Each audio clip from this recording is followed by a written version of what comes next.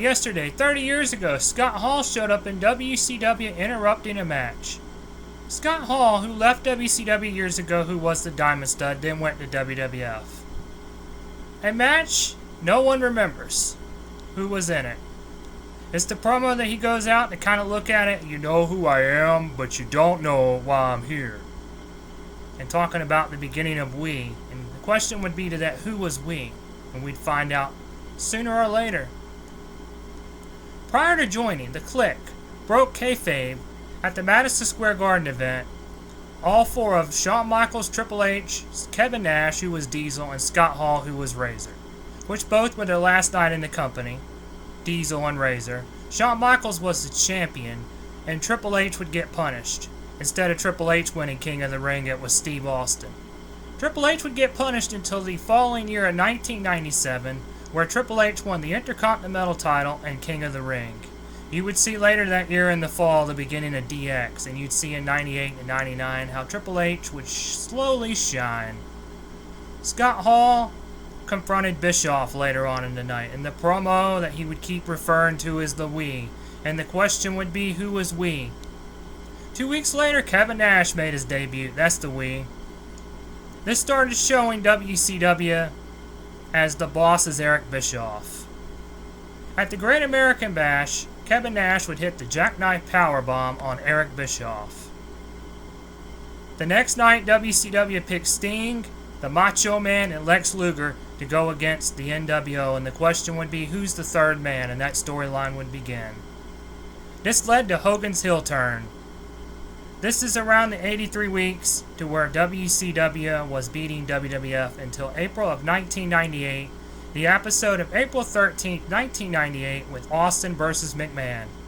Hogan turning heel changed the business by the NWO looking like the cool heels, like you want to sit at the cool table at high school, where the fans wanted to cheer the faces and boo the heels like you wanted to see Flair and them get beat down. The WWF was bad as a product. Shawn wasn't working as the champion. Warrior coming back didn't grab people. And later that year, don't forget fake Diesel and fake Razor, which Kane was fake Diesel at the time. Hogan needed a heel turn because the Dungeon of Doom stuff and Hulk Hogan was not working, to where it was getting Hulk Hogan booed. You've heard Eric Bischoff talk about it. In 95, Hogan wouldn't do it, but in 96, Hulk Hogan turned heel. The question would be, if Kevin Nash and Scott Hall did not show up, well, how would wrestling be? Would WWF have gained the same success? Most likely no. Even with Hulk Hogan's heel turn, if it happened around the same time with a different storyline. Without either one showing up, WWF would be a what if on if it stayed around in 2001. And it could have gone under like WCW or ECW, which WCW may have gone under years before it actually did in 2001.